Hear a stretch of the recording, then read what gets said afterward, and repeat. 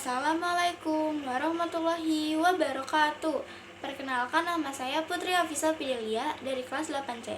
Di sini saya akan menjelaskan tentang meneladani inspirasi dan kontribusi ilmuwan muslim pada masa Bani Abbasiyah untuk kemanusiaan dan peradaban. 1. Ilmu pengetahuan umum. Pada masa Daulah Abbasiyah, ilmu pengetahuan mulai menjadi pusat perhatian.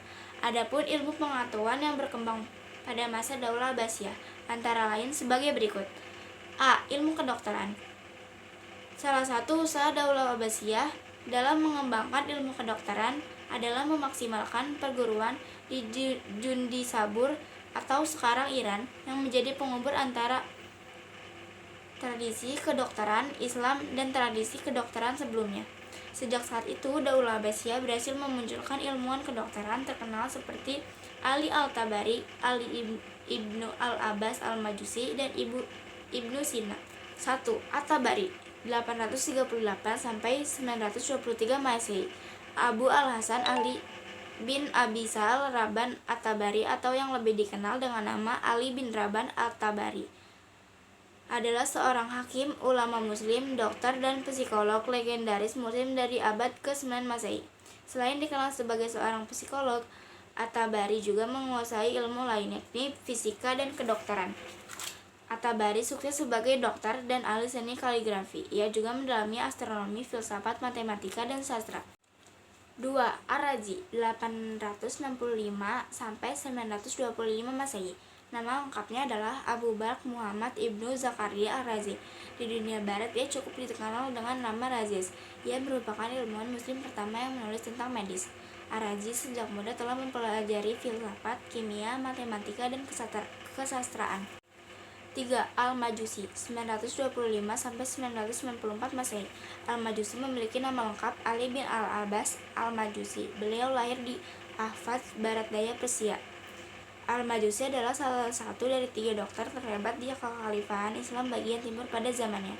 Berkat kehebatannya itu, dia pun diangkat menjadi dokter di istana Amir Daulah Buaihi. 4.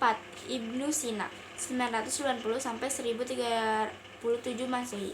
Dunia Islam memanggilnya dengan nama Ibnu Sina. Nama aslinya adalah Abu Al-Husain bin Abdullah bin Sina. Namun di kalangan orang-orang barat, ia dikenal dengan panggilan Avicenna. Beliau merupakan seorang filsuf, ilmuwan, dan juga dokter pada abad ke-10. Selain itu, ia juga dikenal sebagai seorang penulis yang produktif. B. Studi filsafat. Studi filsafat diperlukan logika berpikir dan logika bahasa. Seseorang yang mendalami bidang filsafat disebut filsuf. Beberapa ilmuwan pada masa Daulah Abbasiyah yang terkenal dengan ilmu filsafatnya sebagai berikut. 1. Al-Kindi 801 sampai 873 Masehi. Nama lengkapnya Abu Yusuf bin Ishaq bin As-Sabah bin Imran bin Ais bin Qais bin Al-Kindi. Dia memulai belajar dari ilmu-ilmu agama, filsafat, logika, matematika, musik, astronomi, fisika, kimia, geografi, kedokteran, dan teknik mesin. Serta keahliannya sebagai insinyur telah diakui oleh para ilmuwan lain yang hidup pada masanya. 2. Al-Farabi 870 Masehi sampai 991 Masehi. Nama lengkap Al-Farabi adalah Abu Nazir Muhammad bin Al-Farah Al-Farabi. Al-Farabi sudah memiliki ketertarikan dan kecakapan dalam bidang bahasa. Ia menguasai bahasa Iran, Turkestan, dan Kurdistan. Masa muda Al-Farabi diisi dengan belajar bahasa dan sastra Arab di Baghdad kepada Abu Bakar As-Sarraj. 3. Ibnu Sina 980 sampai 1037 Masehi.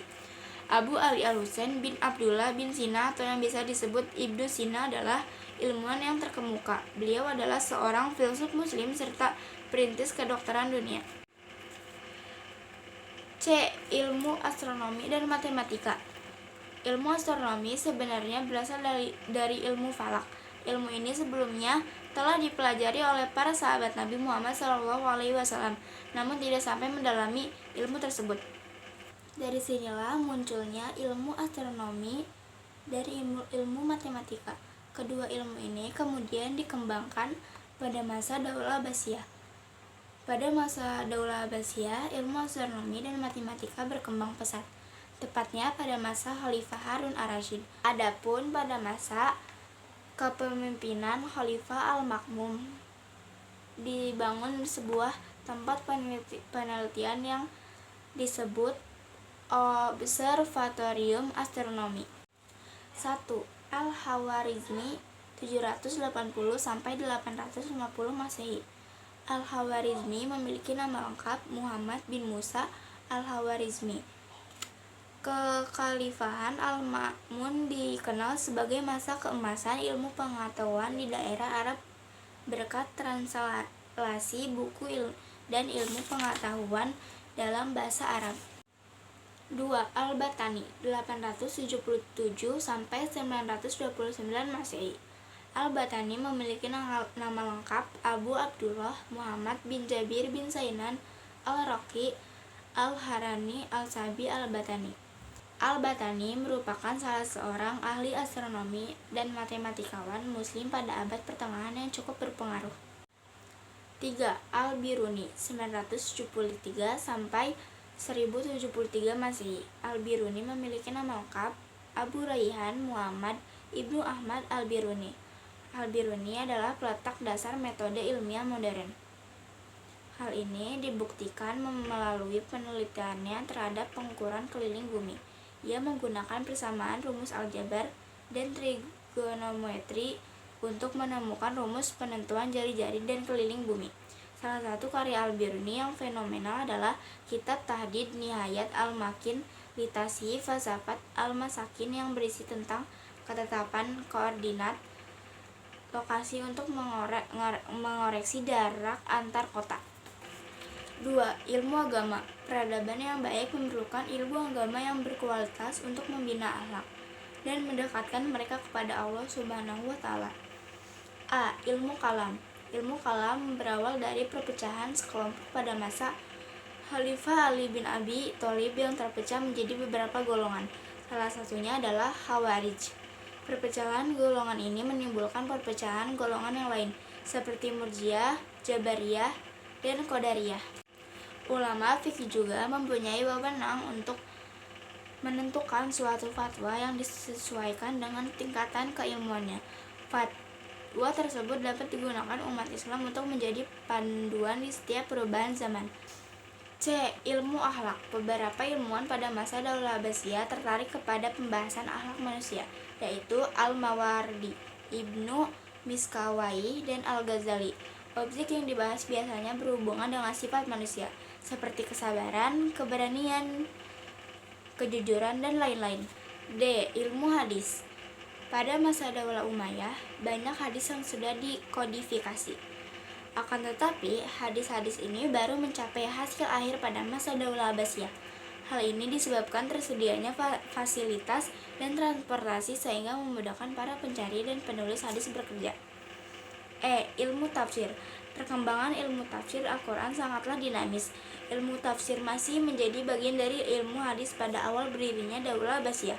Seiring berjalannya waktu, pembahasan tafsir Al-Quran sudah mulai dipisah dari disiplin hadis dan dibukukan secara terpisah menjadi salah satu buku tersendiri. Adapun metode penafsiran yang digunakan adalah metode tafsir bi al-Mansur dan tafsir bi al-Rali.